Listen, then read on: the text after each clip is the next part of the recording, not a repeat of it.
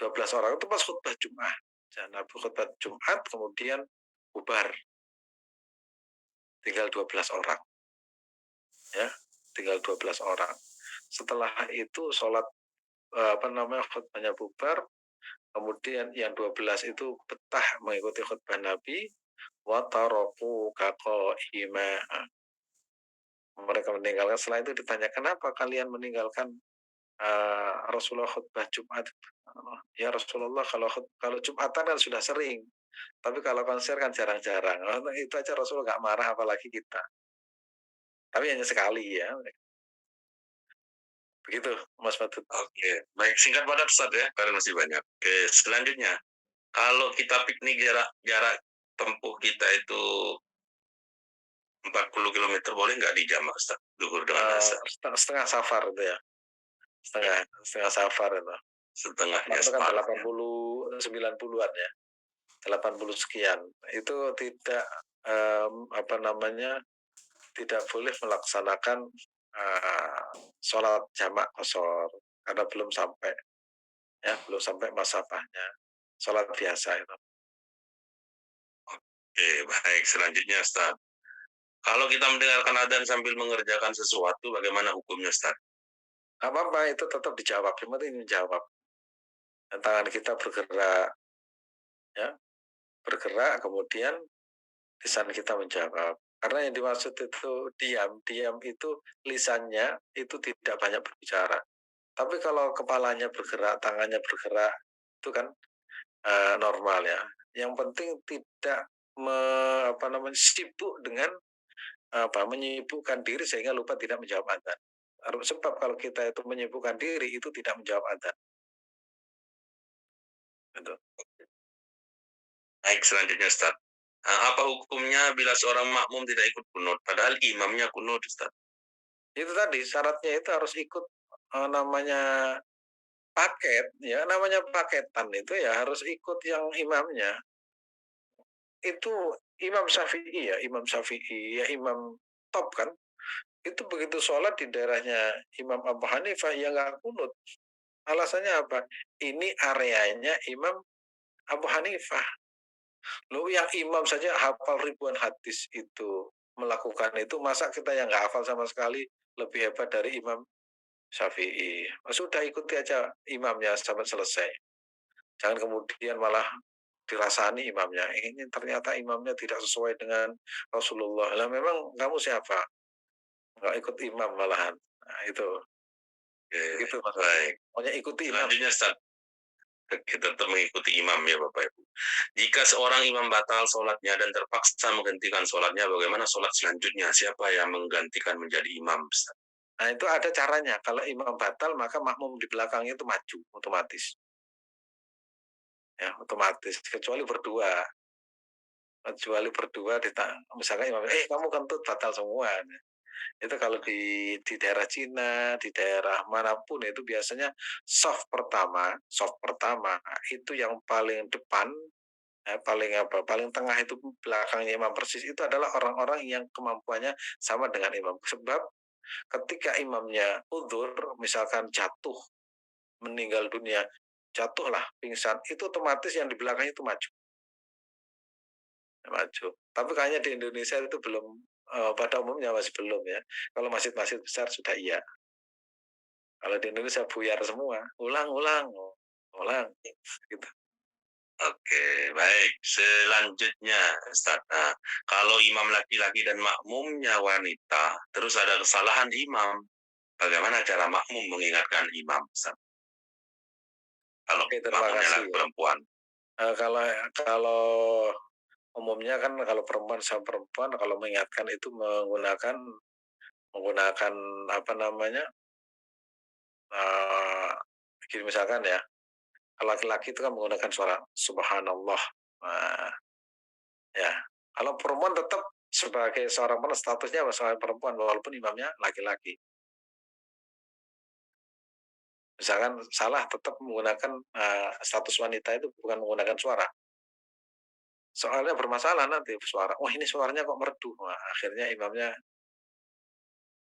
mikir makmumnya itu. Tetap misalkan menggunakan apa namanya?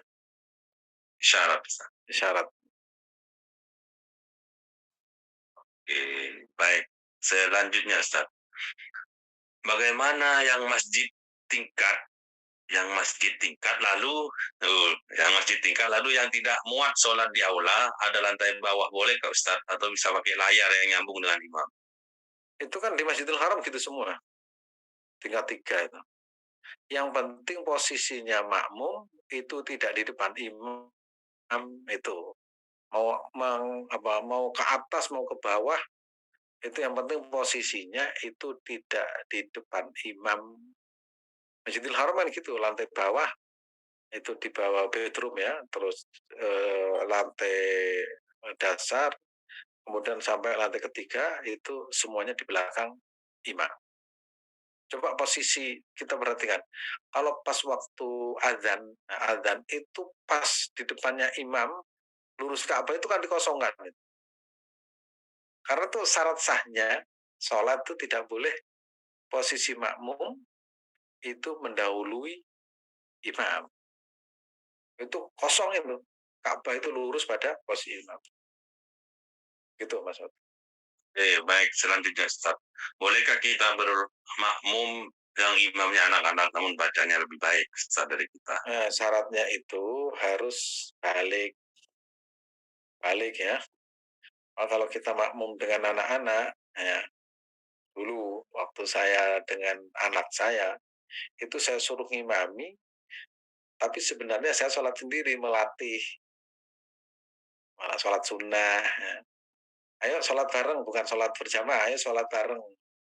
Jadi anaknya itu mau makmum membaca seperti imam, terus kita di belakangnya. Tapi sholatnya sendirian. Niatnya itu tidak makmum. Karena apa? Belum balik. Oke, selanjutnya Ustaz. Singkat pada Ustaz, karena masih ada Ustaz. Kalau sholat di haram, maka pahalanya sama dengan sholat di hotel Ustaz. Jadi Masjidil Haram dan Tanah Haram itu statusnya sama. Ya, statusnya sama. Walaupun misalkan sholat di mana Kakiyah, nah, di Kakiyah sama. Ya, sholatnya itu Asal. sholat di Tanah Haram juga. Cuma saya sering menggunakan ilustrasi begini. Kalau misalkan kita melihat Ka'bah itu ada pahala, kalau di Kakiyah itu melihat pasar. Nah, sehingga nanti ibarat emas itu ada emas yang 21 karat, ada yang 24 karat, 18 karat, ada yang sekarat. Nah, 1 karat itu sekarat. Jadi kita milih sholat di Masjidil Haram kalau bisa ya di. Tapi kalau di hotel selama nyambung kan ada masjid di hotel itu kan sudah nyambung semua. Itu sudah didesain oleh Arab Saudi. Yang bertanggung jawab di situ kan ulama, ya ulama yang di sana. Maka enaknya makmum ya seperti itu dah. Oke, baik. Selanjutnya Ustaz, bagaimana cara mengkodok sholat? Caranya gampang. Kodok itu artinya kan mengulang ya. Apa namanya menyahur. Ya. Kalau zuhur pas pada waktu zuhur. Sudah, misalkan zuhur ketinggalan ya udah besoknya itu kodoan usolli fardhu dhuhri fardhu dhuhri arba rakaat mustabilah berarti kodoan nah berarti kodoan nyaur hutang yang kemarin ya. Yang penting jumlahnya tidak banyak. Nah, kalau misalkan kodoknya 40 tahun gimana itu ya? Meninggalkan sholat selama 40 tahun gimana kodok sudah tobat saja sudah hanya mau sholat double tiap hari kayaknya nggak apa namanya nggak Ya, kuat habis-habis. ya. Oke, baik. Selanjutnya Ustaz, mungkin ini terakhir ya. Oke, pertanyaan selanjutnya, kalau kita naik pesawat pas waktu subuh di udara itu bagaimana sholatnya? Sholat tetap sholat. Cuma begini ya, kalau sholat itu kan harus ada syaratnya itu harus punya wudhu pertama bersih dari hadas kecil dan hadas besar. Yang kedua tempatnya harus bersih, busananya harus bersih, kemudian harus menghadap kiblat. Nah, kira-kira syarat yang ini ada apa enggak? Kalau syarat ini tidak bisa kita penuhi, ya, kita tetap sholat tapi dalam kondisi apa adanya. Misalkan baju kita najis, ya tetap sholat, ya tetap sholat. Nah, untuk berikutnya, untuk besoknya kita mengulang waktu sholat.